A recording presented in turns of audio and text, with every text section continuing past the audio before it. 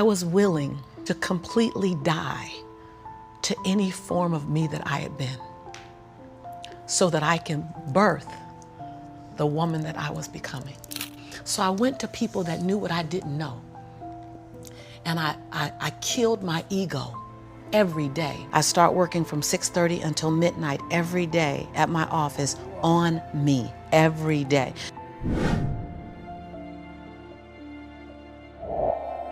See, most people want the convenience of transformation without the inconvenience required for transformation. So my grandmother says, and I love to repeat this, your conviction, what you're passionate about, your conviction and your convenience don't live on the same block. They ain't even in the same zip code. So if you want to have a conviction for something, you have to sign up to be inconvenienced. I'm not perfect. What I do really well is I manage my imperfection well. And so we're all waiting for perfect. It's an illusion that will never come to you, and it's an excuse to never show up and play. Your story is not meant to be your fortress. Your story is meant to be your fuel. Yeah. Any story. Like the beauty of me being one of the top 1% earners in America is that I was on government's assistance. Right. Like, that's the beauty. Like, come on, it wouldn't be a big deal if my family was rich. Like, whatever, I'm supposed to do something.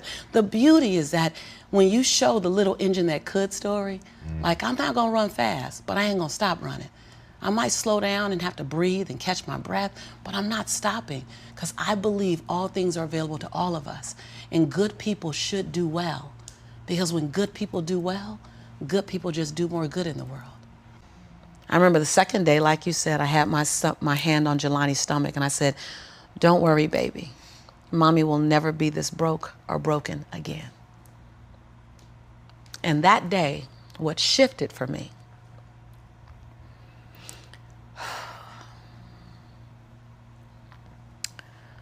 was I was willing, and I don't know if this is gonna sound crazy, I was willing to completely die to any form of me that I had been so that I can birth the woman that I was becoming. The reason why a lot of people won't become who they want is because they're too attached to who they've been. And you hear it all the time when people say, I've always been this way. Okay, well, if that's working for you, keep doing that. I knew it wasn't working for me any longer. I had hit my version of rock bottom.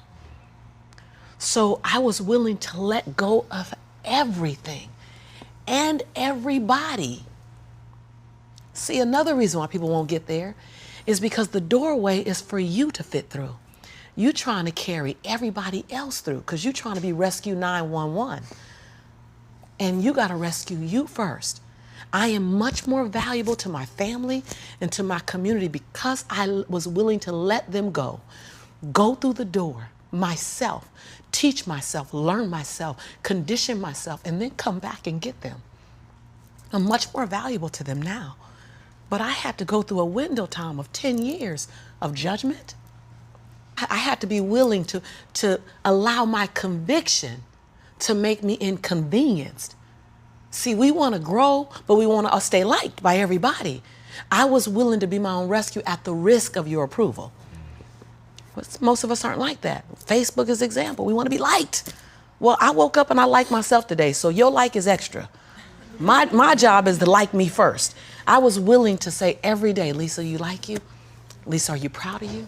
Lisa, are you playing full out? Every day before I checked in with anybody else. That's lonely, by the way. Why won't most people do it? Because it's scary and it's lonely. So what did I do? I was willing to find people who had what I didn't have, who were living lives that I wasn't living, who believed things that I didn't know about, and I was willing to become their student. I got up every day and I ate a slice of humble pie. See, when you get to this level, even me 10 years ago, you can get caught up by reading your own fine print. So I went to people that knew what I didn't know. And I killed my ego every day, murdered my she-go every day. Because I got a big she-go. I mean, come on, right? Every day, Tom. And I got hungry and I learned. I went to the same training 42 times. Yes, I said 42. Some folk will stop. This is how I've been there already. I learned that already. Yeah. No, I wasn't there. I wanted to be able to finish their sentences. I want to know what you know. I want to walk like you, talk like you, and then I want to then embed me in it. But success leaves clues. We're just not picking them up. I was the only African-American person at this conference. I was one of 2 women at this conference.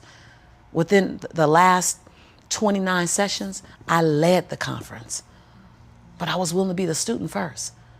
If you wake up every day and say, I have nothing to protect, I have nothing to prove, I have nothing to hide, I have nothing to defend, now, who do I choose to be? Because your energy is consumed with protecting, proving, hiding, and defending. Right. But if you let go of that, then now you're in creation. Every day I told myself that. Every day I got in the mirror and I said 3 sentences. And I gave each sentence 7 different endings. And at times I was crying so hard I couldn't understand myself because the ending, the sentence was so difficult to say. Every day I looked in the mirror and said, Lisa, I'm proud that you. And I found 7 different things to celebrate Lisa for because we are under-celebrated. Because you want someone to celebrate you more than you celebrating yourself. You want to hear thank you from others more than you're thanking yourself. You want to hear other people say, I love you more than you saying I love yourself. The world is looking at you and following your example of how to treat you. How to treat you. They're following your example of how to treat you. So how you treat you, the world's gonna follow your lead. So I had to start treating Lisa better because I was everything for everybody but nothing for myself. And so every day I got in the mirror and I completed 3 sentences. Lisa, I'm proud of you for. Second thing, Lisa, I forgive you for. That one took me down daily because I'd had a son with a man who was now in prison, my biggest nightmare, my greatest nightmare. I had been in a relationship that turned mentally and then physically abusive when my son was 3 years old. I made money but lost it. I was on government assistance. I was on welfare. I was on WIC, Women, Infant, and Children. I got a lot of forgiveness that I had to do. But I was willing to forgive myself every day. And every day I said the same thing for like 6 months until it got easier. And then one day I went, Lisa, I forgive you for it. And that thing didn't come up anymore. I was like, ooh, okay, on to the next. 7 different endings. And the last thing I did every day, last sentence, is Lisa, I commit to you that. Because we make bigger commitments to other people. So I started every day celebrating Lisa, forgiving Lisa, and making a commitment to Lisa. And then I was willing to invest money in me. I start working from 6:30 until midnight every day at my office on me, every day. Put my son on a little, primary color blanket, something to occupy him. Give him toys that I took the batteries out of so he'd be confused for a little while trying to figure out why they're not working. I'm serious. And I did it every day, every day, every day. I stopped going out to dinner. I stopped going out dancing. I stopped getting my nails done, stopped getting my hair done.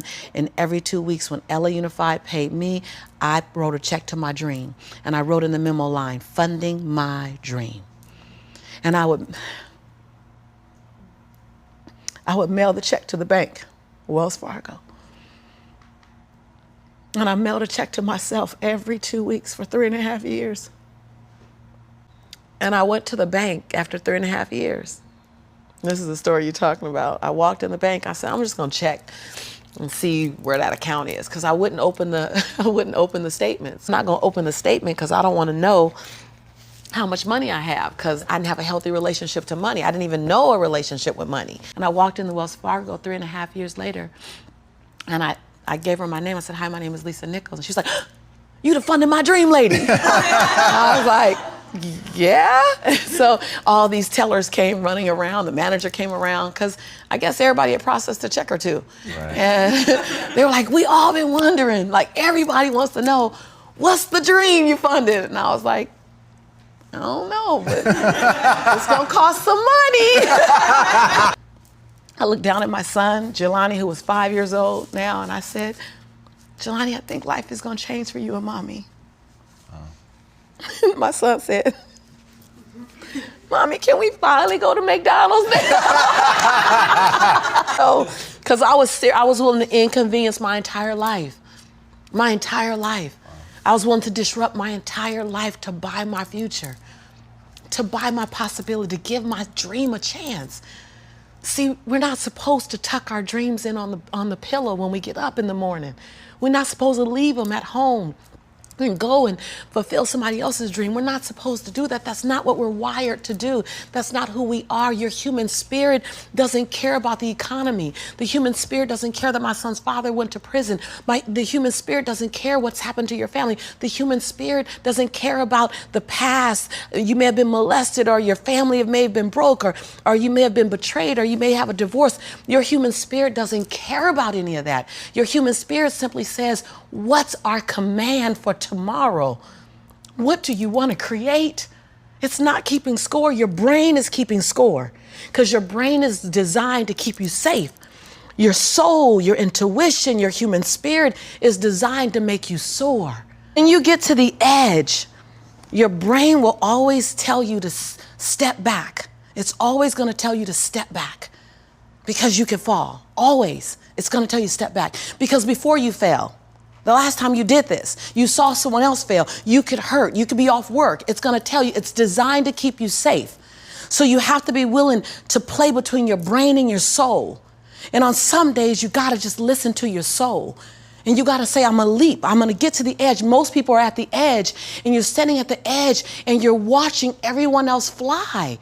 That's Pimp My Ride, Watch My Crib, all this stuff. You know, watching people's lives on Facebook. You're at the edge, watching someone else live, wondering what it's going to be like when you jump without ever jumping. And I'm just here to tell you, jump. Because only three things can happen. You're either going to jump and fly, or you're going to jump and fall on something soft, or you're going to fall down hard. Either way, you're going to get back up. You already know you got what it takes to get back up. Your greatest fear is not that you will fall. Your greatest fear is that you will live a full life and never fly, that you never leaped. You're not afraid of dying. You're afraid of dying before the world sees who you really are, before they really get your fingerprint, before they really feel your breath, before they really get your contribution, before they really feel you. That's what you don't want to happen. You don't want to leave this place without us knowing you were here. All I'm doing is giving my dream a chance. And I'm not extraordinary.